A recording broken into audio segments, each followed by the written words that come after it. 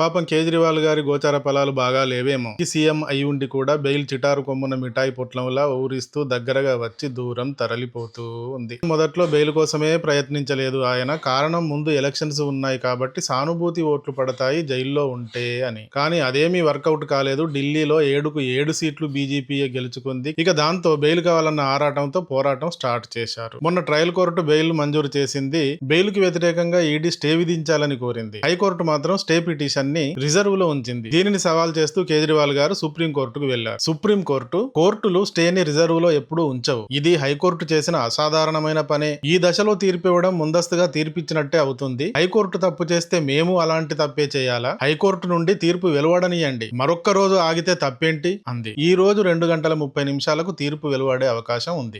కోర్టుకు ఇంత మార్పు ఉంటే ఈ కోర్టుల్లో న్యాయం ఉన్నట్టా లేనట్టా యువర్ ఆనర్ అన్న బెబ్బులి పులిలో సీనియర్ ఎన్టీఆర్ గారి డైలాగులా ఉంది కథ.